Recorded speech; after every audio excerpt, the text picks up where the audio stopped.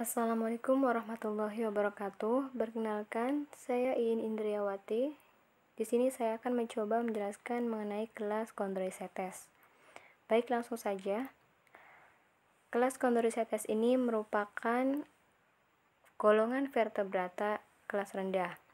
Nah, kata Chondroichetes ini berasal dari bahasa Latin, yaitu dari kata chondros atau cartilage yang berarti tulang rawan, dan kata ichetes yang berarti ikan, sehingga dapat diartikan bahwa Chondroichetes adalah ikan bertulang rawan. Kelompok ini sudah memiliki rahang, mempunyai sirip berpasangan, lubang hidung berpasangan, jantung yang beruang dua, kemudian memiliki sisik dan tidak memiliki sisik, dan juga tidak tersusun atas tulang-tulang sejati, melainkan tersusun atas tulang-tulang rawan. Karakteristik umum dari kelas Chondroichetes yaitu diantaranya 1. Kerangka tulang rawan pada ikan jenis ini merupakan karakteristik yang diperoleh dan bukan merupakan karakter primitif. Memiliki sisik dan juga tidak memiliki sisik. Terdapat satu celah insang yaitu 5 pasang dan juga 7 pasang insang. Celah insang pada kelas Chondroichetes ini terletak di lateral dan juga ventral. Kemudian mulut ikan ini terletak di bagian ventral, memiliki spiraculum dan juga tidak memiliki spiraculum. Memiliki sirip yang berpasangan, tidak mempunyai gelembung udara, memiliki sepasang lubang hidung. Yang terakhir, fertilisasi terjadi di dalam tubuh, dapat dengan cara ovivipar, vivipar, dan juga ovovivipar. Kemudian ada karakteristik khusus, diantaranya yaitu memiliki tulang keras, terdapat sisik plakoid kecil, dan banyak terdapat kelenjar mukosa, mempunyai sirip median dan juga sirip berpasangan. Mulut pada Chondroichetes ini yaitu terletak secara ventral, terdapat banyak gigi yang terlapisi oleh emel, kemudian terdapat kantung olfaktori yang tidak terhubung dengan rongga mulut, dan usus memiliki kantub spiral. Kemudian kerangkanya tersusun atas tulang rawan, memiliki jantung yang beruang dua, dan bernafas dengan menggunakan 5 atau 7 pasang insang. Kemudian terakhir, tubuhnya memiliki suhu yang bervariasi atau poikiloterm. Selanjutnya ada struktur tubuh. Kelas Chondroichetes ini memiliki anggota tubuh yang tertutup oleh sisik kecil dan dilengkapi dengan kelenjar lendir. Sisik pada Chondroichetes ini memiliki dua tipe, yaitu plakoid dan juga gonoid. Sisik plakoid disusun oleh bahan tulang dan bagian luarnya ini disusun oleh bahan emel atau mirip dengan emel pada gigi manusia. Gigi pada Chondroichetes terdapat pada gusi dan tidak menempel pada rahang langsung. Gigi pada Chondroichetes ini bisa diganti setiap waktu, yaitu bervariasi antara 7-8 hingga beberapa bulan. Bentuk giginya juga dipengaruhi oleh jenis makanan yang dimakan. Ikan yang memakan krustasea akan memiliki bentuk gigi yang rata dan juga padat. Kemudian ada juga ikan yang memiliki bentuk gigi seperti jarum yang berguna untuk mencekra mangsa. Kemudian ada ikan pari yang juga memiliki bentuk gigi seperti lempeng. Selanjutnya ada kerangka. Kerangka hiu dan ikan pari memiliki kerangka yang tersusun atas tulang rawan dan juga jaringan konektif. Tulang rawan atau cartilago ini memiliki kerangka yang lentur dan kepadatannya itu setengah dari tulang, sehingga dapat mengurangi bobot atau berat dari kerangka itu tersebut. Ikan Chondroichetes ini juga tidak memiliki tulang rusuk, sehingga berat tubuh dapat merusak organ dalam ketika ikan ini keluar dari dalam air bagi jenis ikan yang memiliki berat tubuh yang besar. Selanjutnya yaitu ada rahang. Rahang hiu tidak melekat pada kranium. Kemudian permukaan rahang hiu ini dan juga lengkung tulang insangnya sangat membutuhkan penopang karena paparan berat dari tubuh hiu. Bagian ini juga mengandung lapisan heksagonal atau piringan kecil yang disebut dengan tesserae, yang merupakan blok kristal garam kalsium dan sangat membantu memberikan banyak kekuatan bagi rahang hiu. Selanjutnya yaitu ada ekor. Bentuk ekor dari hiu ini dipengaruhi oleh lingkungan, sehingga bentuk ekornya juga bervariasi. Ekor hiu ini berfungsi untuk mendorong saat hiu berenang. Terdapat pula sirip ekor heteroserkal yang pada bagian punggungnya lebih besar dibandingkan dengan bagian ventral. Ini disebabkan karena tulang belakang meluas ke bagian dalam punggung sehingga akan memberikan area permukaan yang lebih besar untuk otot, yang juga akan memudahkan pergerakan dari ikan. Kemudian bagian kepala Chondroichetes. Pada kepala Chondroichetes ini terdapat reseptor medan elektromagnetik dan juga akan menghasilkan gerak mendeteksi kanal di kepala hiu. Hiu ini menggunakan ampule of Lorentzi untuk mendeteksi medan elektromagnetik di mana medan ini dihasilkan oleh makhluk hidup. Ini akan membantu ikan hiu untuk mencari mangsa. Hiu ini juga memiliki sensitivitas listrik terbesar pada binatang. Hiu akan mencari mangsa yang bersembunyi di pasir dengan mendeteksi medan listrik yang dihasilkan oleh mereka. Arus laut juga akan bergerak dalam medan magnet bumi yang juga akan menghasilkan medan listrik yang digunakan oleh ikan hiu untuk orientasi dan juga navigasinya. Selanjutnya yaitu ada sistem rangka. Rangka pada Chondroichetes ini seperti yang sudah dikatakan tadi, tersusun oleh tulang rawan atau cartilago yang merupakan kerangka dengan sifat yang lentur.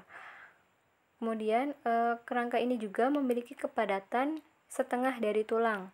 Hal ini dapat mengurangi berat atau bobot sehingga dapat menghemat energi juga tidak, dan ikan ini juga tidak memiliki tulang rusuk. Rahang atas dan juga rahang bawah dari Chondroichetes ini terbentuk dari cartilago palate quadrat dan juga cartilago mechical. Ikan hiu dan ikan pari ini rahangnya memiliki sendi pada tulang posterior atau pada elemen mandibula dari lengkung insang yang kedua. Pada kelas Chondroichetes, struktur alat gerak depan memiliki kerumitan lebih rumit dibandingkan alat gerak pada bagian belakang. Alat gerak pada ikan berupa sirip, di mana tulang pada bagian ventral dari pusat sirip pada ikan hiu ini disebut dengan coracoid, sedangkan untuk yang memanjang ke arah dorsal di bagian tepi sirip disebut dengan scapula. Selanjutnya yaitu ada sistem otot. Otot tubuh dan ekor pada Chondroichetes berfungsi untuk menghasilkan undulasi lateral batang tubuh dan ekor yang dibutuhkan untuk berenang. Pada otot yang lebih terspesialisasi akan mengatur sirip yang berpasangan, daerah insang dan struktur kepala. Berikut ini merupakan fungsi dari otot pada Chondroichetes, diantaranya yaitu untuk menggerakkan mata, membuka dan menutup mulut, kemudian membuka dan menutup insang, mengarahkan sirip ke atas atau ke samping, dan juga melawan arus air. Sistem pencernaan pada Chondroichetes.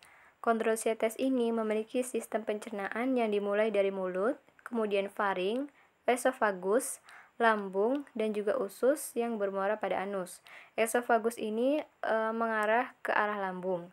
Kemudian juga terdapat pula usus yang berhubungan langsung dengan kolaka dan juga anus. Di dalam usus tersebut terdapat membran mukosa yang menyediakan daerah absorpsi. Nah, hati pada Chondroichetes ini memiliki dua lobus panjang yang melekat di ujung anterior rongga tubuh. Hati ikan hiu ini tidak memiliki gelembung renang, tetapi mempunyai hati yang berukuran besar yang juga memiliki kandungan atau kadar minyak yang tinggi, sehingga berfungsi untuk mengurangi kepadatan jaringan dan juga menjadi persediaan energi bagi ikan. Sistem respirasi pada Chondroichetes. Insang ikan bertulang rawan ini tidak terdapat tutup insang, seperti misalnya pada ikan hiu.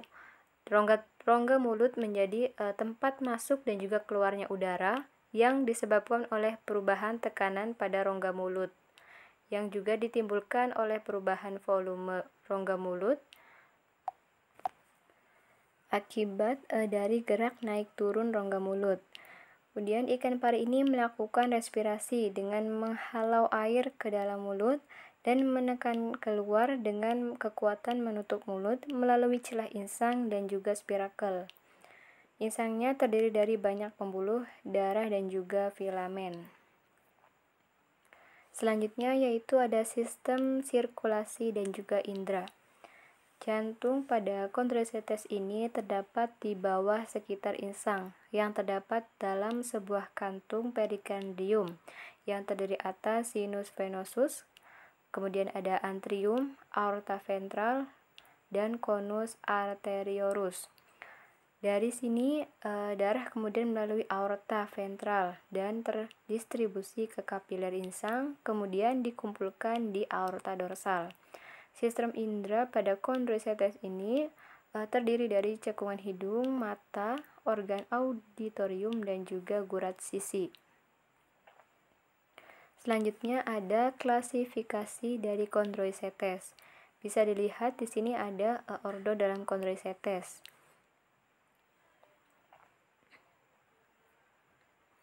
Nah, klasifikasi ikan dari kelas kondrosetes ini mempunyai dua subkelas, yaitu satu subkelas Elasmobranchi yang berasal dari kata elasmos yang artinya lempeng dan kata branchi artinya insang. Berbagai ikan hiu, ikan pari listrik atau rice, ikan pari termasuk ke dalam subkelas Elasmobranchi ini. Nah, ciri utamanya yaitu mempunyai tipe sisik plakoid atau sebagian spesies tidak mempunyai sisik. Terdapat sekitar 5-7 lengkung insang dan insang terdapat pada sekat terpisah di sepanjang parans. Subkelas dari Elasmobranchi ini mencangkup dua ordo, yaitu satu ada ordo Squaliformes atau ikan hiu. Ordo ini memiliki ciri yaitu terdapat celah insang pada sisi lateral kepala. Tepi anterior sirip dada tidak menyatu dengan sisi tubuh. Ordo pada kelompok ini mencangkup 13 famili. Yang kedua yaitu ada ordo Ragiformes atau ikan pari. Ordo jenis ini memiliki ciri yaitu celah insang pada sisi ventral kepala. Tepi anterior sirip dada melekat dengan sisi kepala dan badan. Ordo jenis ini mencangkup 7 famili. Ini merupakan contoh dari ordo Squaliformes atau ikan hiu. Dan yang ini merupakan ordo dari Ragiformes.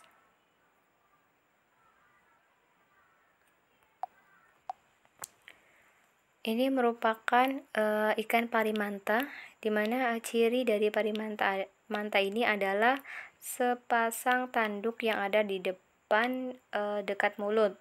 Tanduk ini sebenarnya adalah sepasang sirip kepala yang membantu memasukkan air laut yang mengandung plankton makanannya dan bisa ditekuk ke dalam mulut.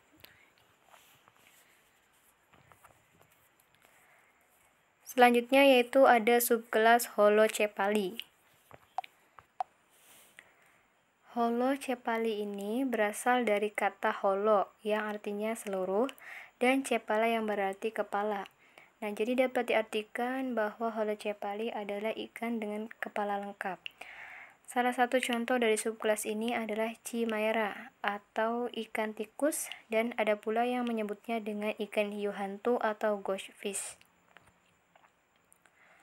Ciri utama dari subkelas ini yaitu mempunyai celah insang yang ditutupi oleh operculum. Rahangnya memiliki lempeng-lempeng gigi, kemudian lubang hidungnya tunggal, tubuh tanpa sisik, mempunyai organ tambahan yaitu clasper pada jantan atau mycopterygium. Gurat sisinya merupakan lengkung terbuka. Kelompok ini juga memiliki insang sebanyak 4 pasang yang terletak pada sisi kepala, tertutup oleh tutup insang, dengan celah insang 1 pasang. kemudian tanpa sisik, tanpa spirakulum, tanpa kloaka, tapi anterior sirip dada tidak melekat pada tubuh. Contoh dari subkelas Holocephaly ini yaitu ikan Chimera. Ini merupakan gambar dari ikan Chimera.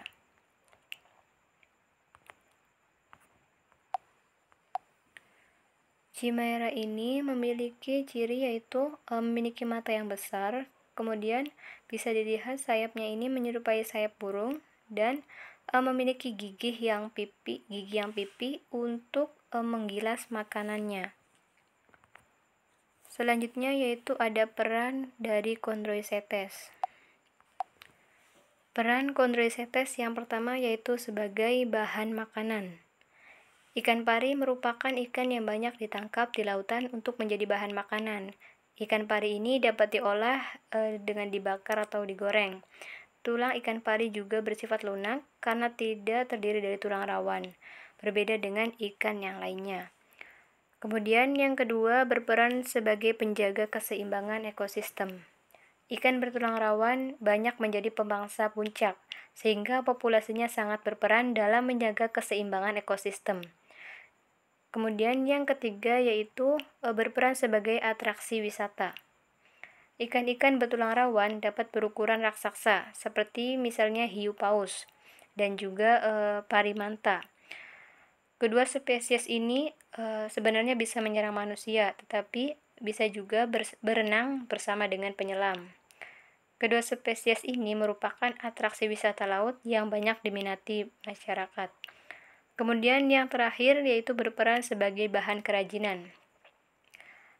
Beberapa suku di Samudra Pasifik, seperti misalnya suku Maori di Selandia Baru, menggunakan tulang ikan hiu untuk dijadikan sebagai bahan kerajinan, yaitu bisa dibuat menjadi sebagai ukiran dan juga kail ikan.